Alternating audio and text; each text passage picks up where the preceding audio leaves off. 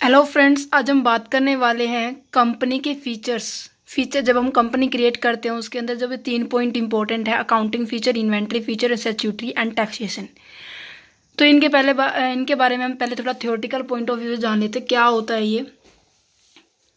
यहाँ पे हमारे पास है अकाउंटिंग फीचर्स। अकाउंटिंग फीचर्स को ओपन करने के लिए हमें F1 जो है कि प्रेस करनी पड़ेगी और उसके अंदर जो हमारी लिस्ट आ जाएगी, सबसे पहला ऑप्शन आएगा हमारे पास जनरल फीचर्स। जनरल फीचर्स क्या होता है? इसके अंदर हमें हमारे कंपनी के ऊपर डिपेंड होता है कि हमारी कंपनी किस तरह की क्रिएट होने वाली है। केवल अकाउंट की फीचर्स को मेंटेन करेगी या फिर अकाउंट के साथ इन्वेंट्री मतलब कि स्टॉक को भी क्रिएट करने वाली है। इंटीग्रेट अकाउंट एंड इन्वेंट्री मतलब कि अकाउंट के साथ साथ स्टॉक को भी क्रिएट करने वाली। नेक्स्ट ऑप्शन आता है use income and expenses account instead of profit and loss account. Profit and loss account की बजाय हम किसका यूज करना चाहे? इनकम और एक्सपेंसेस का अकाउंट यूज करना चाहे तो इसके लिए भी हमें इस वाले ऑप्शन को यस करना पड़ेगा। और नेक्स्ट पॉइंट आता है फोर्थ हमारा, allow multi currencies. Multi currencies होती है मतलब एक से ज़्यादा करेंसी का यूज़ करना। यहाँ पे मैंने लिख भी रखा है रुपीज़ एंड डॉलर, दोनों तरह की करेंसी का यूज़ करना है तो हमें इस ऑप्शन को यस करना पड़ेगा। जब हम आउटसाइड द कंट्री ट्रेड करते हैं तब इसका यूज़ होता है। नेक्स्ट पॉइंट आता है हमारे पास आउटस्टैंडिंग मैनेजमेंट। आउटस्टैंडिंग मैनेजमेंट के अंदर सबसे पहले आता है कि maintain bill wise detail. Bill wise detail बोले तो डेट वाइज डिटेल, जो भी एंट्री की जाती है उनको डे टू डेट मेंटेन करना। उसको करने के लिए हमें ये ऑप्शन यस करना पड़ता है, मेंटेन बिल वाइज डिटेल। और इसके अंदर नॉन ट्रेडिंग और ट्रेडिंग दोनों तरह की ट्रीटमेंट होती है। नेक्स्ट आता है कि एक्टिव इंटरेस्ट कैलकुलेशन। इंटरेस्ट को कैलकुलेट करने के लिए मतलब कि जब हम किसी से उधार माल खरीदते या फिर कैश खरीदते दोनों तरह पर इंटरेस्ट हमें पे करना पड़ता है। तो इसे हम इंटरेस्ट कैलकुलेशन अगर हम यस कर देते हैं तो वाउचर की एंट्री करने के साथ साथ ही ऑटोमेटिकली क्या है, इंटरेस्ट भी कैलकुलेट हो जाता है। इसमें दो तरह के इंटरेस्ट होते हैं, एक सिंपल इंटरेस्ट होता है, एक एडवांस पैरामीटर। सिंपल इंटरेस्ट के अंदर वो इंटरेस्ट आता है जिसमें जो कंपनी की जो इंटरेस्ट रेट है ना वो कंटिन्यूसली फिक्स होती है, उसमें कोई चेंज नहीं आता। परंतु जो एडवांस पैरामीटर होते हैं ना, एडवांस पैरामीटर तब यूज़ किया जाता है जब कंपनी जब इंटरेस्ट कैलकुलेट करती है हर एक पर्सन से अलग अलग। ठीक है, अब नेक्स्ट पॉइंट आता है cost profit centre management. Cost कितनी आई है, प्रॉफिट कितना हुआ है कंपनी के अंदर, उसको मैनेज करना। सबसे पहले आता है मेंटेन पेरोल। पेरोल किस लिए किया जाता है? इस ऑप्शन को यस किस लिए किया जाता है? जब हम कंपनी के द्वारा एम्प्लॉयज़ को वेजेस या फिर सैलरी दी जाती है, मतलब कि जो कंपनी के अंदर काम करने वाले लोगों को जो भुगतान किया जाता है उसको जो रिकॉर्ड करने के लिए पेरोल का अमाउंट, जो पेरोल का जो कॉलम है उसको यस करना पड़ता है। Maintain cost centre, cost centre को मेंटेन करना। कॉस्ट सेंटर के अंदर हमारे सब ग्रुप्स हैं। Use cost centre for the job costing, use more than one payroll and more cost category. जब हम इसको प्रैक्टिकल फॉर्म में करेंगे तो आपको अपने आप ही इसमें डिफरेंस समझ में आएगा कि जो पूछा है कॉस्टिंग के लिए क्यों कॉस्ट सेंटर किया गया है, कि एक से ज़्यादा पेरोल क्यों किया गया है, और ट्रांजेक्शन के लिए भी को सेंटर मेंटेन करना पड़ता है। नेक्स्ट आते हैं कि इन्वॉइसिंग। इन्वॉइसिंग होता है बिल, परचेज का बिल हो या फिर सेल का बिल हो, रिसिप्ट हो, पेमेंट हो, किसी भी तरह का बिल हो, उसको एंटर करने के लिए इन्वॉइस का ऑप्शन हमें यस करना पड़ता है। इसका एक इम्पोर्टेंट बेनिफिट है कि जब हम इन्वॉइस का एंट्री करते हैं तो इसके अंदर टैक्स जो है, जीएसटी हो, वैट हो, या फिर हमारा टीडीएस हो, किसी भी तरह का टैक्स है वो ऑटोमेटिकली कैलकुलेट हो जाता है इनवॉइस के अंदर। तो ये कहते हैं कि अलाउ इनवॉइसिंग। इनवॉइस किस तरह से होती है? Recording purchase in invoice format. Purchase की इनवॉइस होती है या फिर सेल की इनवॉइस होती है, इनको रिकॉर्ड करने के लिए इस ऑप्शन को हमें यस करना पड़ता है। देन नेक्स्ट पॉइंट आता है हमारे पास allow debit and credit note. Debit note और क्रेडिट नोट को क्रिएट करने के लिए हमें ये दो ऑप्शन है, इनको यस करना पड़ता है। जो डेबिट नोट होता है हमारा सेल रिटर्न के लिए, मतलब कि जो बेचा हुआ सामान है हमें वापस मिल जाता है तो उसके लिए मतलब कितना वापस हुआ उसके लिए हमें डेबिट नोट क्रिएट करना पड़ेगा। और जो परचेज किया उसको हम वापस कर देते हैं तो उसके लिए हमें क्रेडिट नोट बनाता है। तो सिंपल सी बात है, यहाँ डेबिट नोट किसके लिए की जाती है? सेल्स के लिए की जाती है, और क्रेडिट नोट हमारी परचेज के लिए की जाती है। जब नेक्स्ट पॉइंट आता है हमारे पास बजट एंड सेंसियोर मैनेजमेंट। बजट को मेंटेन करना भी टैली के अंदर हमारे फैसिलिटी दी हुई है। यहाँ पे सबसे पहले आता है maintain budget and control. Budget को क्रिएट करना और मेंटेन करना इसके अंदर आता है।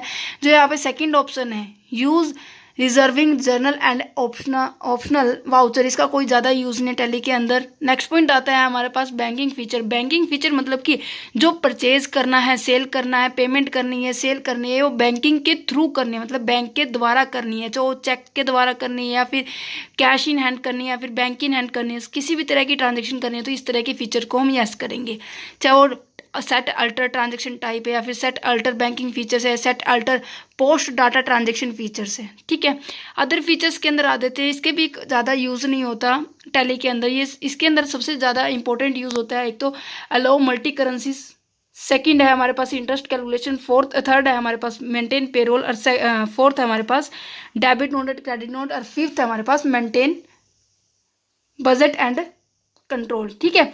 अब यहाँ पे नेक्स्ट पॉइंट आता है कि इन्वेंट्री फीचर्स, जो हमें कैसे मतलब कि कैसे उसको देख सकते हैं, जो हमें फंक्शन की F2 प्रेस करनी पड़ती है, और इसके अंदर भी सेम पॉइंट है, परंतु अकाउंटिंग फीचर्स और इन्वेंट्री फीचर के अंदर दोनों के अंदर सेम पॉइंट है, परंतु डिफरेंस जस्ट इतना सा ही है कि उसके अंदर केवल अकाउंटिंग से रिलेटेड एंट्री की जाती है और इसके अंदर हमारी स्टॉक से रिलेटेड एंट्री की जाती है। यहाँ पे आ जाता है कि जनरल फीचर के अंदर आता है कि integrate account and inventory. Integrate मतलब अकाउंट के साथ इन्वेंट्री का भी यूज़ करना, कंपनी जब हम क्रिएट करते हैं। लो जीरो वैल्यू ट्रांजेक्शन का इतना यूज़ नहीं होता, इसके अंदर जस्ट इंपॉर्टेंट ये पॉइंट है, जब हम कंपनी जब हम क्रिएट करते हैं तो अकाउंट के साथ साथ स्टॉक को भी यूज़ करना। स्टोरेज एंड क्लासिफिकेशन, स्टोर करना और उसका वर्गीकरण करना। Maintain multiple godown, multiple godown मतलब कि एक सामान के लिए काफ़ी सारे गोडाउन जो है हमें क्रिएट करने पड़ते हैं। गोडाउन से माल को बेचना, खरीदना या फिर किसी भी तरह से शॉप से खरीदना और बेचना दोनों डिफरेंस होते हैं। जब गोडाउन से करते हैं तो हम इस वाले ऑप्शन को यस करना पड़ता है। जब हम शॉप से सेल परचेज करते हैं तो सेल परचेज का भी ऑप्शन अलग आता है सेल शॉप के अंदर। और नेक्स्ट पॉइंट आता है मेंटेन स्टॉक कैटेगरी, स्टॉक की कैटेगरी को मेंटेन करना। Stock category refer two means जैसे कि हमारा फर्नीचर है, बिल्डिंग है, प्लांट है, मशीनरी है और किसी भी तरह के प्रोडक्ट्स हैं। Maintain batch wise detail, batch wise detail मतलब कि डे टू डेट मेंटेन करना हमारे एंट्रीज को, हमारी जो हमारा स्टॉक है कितना हमारा इस डेट को गया, कितना नहीं गया, इतना सभी चीज़ें जो है हमारी डे टू डेट मेंटेन करना। नेक्स्ट आता है इसी के अंदर set expiry date for batches, मतलब कि एक्सपायरी डेट भी मेंशन करते हैं, जैसे कि हमारे जो डेली रूटीन के जो हमारी होती है गुड्स, जैसे कि ब्रेड होता है, मिल्क होता है या फिर वेजिटेबल्स होती हैं, इन सभी के रिलेटेड भी जो बिजनेस होता है उनको सेट एक्सपायरी डेट भी करनी पड़ती है, वो भी शो करता है। एक्सपायरी डेट के बाद वो प्रोडक्ट नहीं बिकेगा अगर हम इस ऑप्शन को यस कर देते हैं तो। Use different separate and bill quantity, इसमें कहते हैं कि ये बहुत इंपॉर्टेंट है क्योंकि कई बार हम सामान खरीदते, जैसे कि एग्जांपल दूँ आपको, 40 किलो का सामान खरीदा, परंतु हमें कई बार रिसीव होता है 38 या फिर 39, 37, इस तरह के कम हमें रिसीव होता है। तो इस ऑप्शन का जब हमें रिसीव होता है तो इस तरह के ऑप्शन को हमें यस करना पड़ता है। कंपनी के अंदर ये नॉर्मली होता ही है, ठीक है। नेक्स्ट पॉइंट आता है हमारे पास ऑर्डर प्रोसेसिंग। ऑर्डर मतलब कि कोई भी सामान हमें खरीदना है या कोई भी सामान हमें बेचना है, किसी भी तरह को सेल परचेज करने के लिए हमें ऑर्डर देना पड़ता है और ऑर्डर नंबर हमें उसको याद रखना पड़ता है, तभी हमें ऑर्डर कर सकते हैं, वो भी स्टॉक की, ठीक है। इनवॉइसिंग का मतलब होता है कि सेल परचेज करना, ऑटोमेटिकली टैक्स इसमें कैलकुलेट हो जाता है, इसका मेन बेनिफिट बताया था मैंने आपको।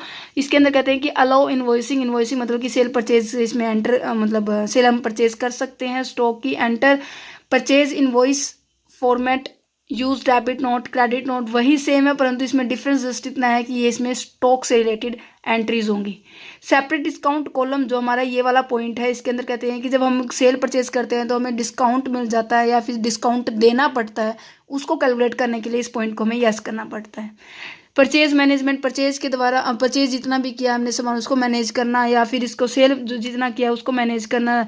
अदर एडिशनली इन्वेंट्री जो हमारी है, जैसे कि यूज़ ट्रैकिंग नंबर, ट्रैकिंग मतलब कि जितना भी हमें डिलीवरी की है, जितनी भी हमने पेमेंट की है, इन सभी की जो रिसिप्ट्स होती हैं हमें मिलना, रिसिप्ट नंबर हमें पता होना। Use rejections inwards and outward note, मतलब कि कई बार हमारे पास क्या है, नो मतलब कि जो गुड्स होते हैं रिजेक्ट कर दिए जाते हैं या फिर हम ही कर देते हैं या फिर कोई दूसरा व्यक्ति कर देता है जिसने हमसे परचेज किया है, तो इसको भी एंटर करने के लिए ये वाला ऑप्शन करना पड़ता है।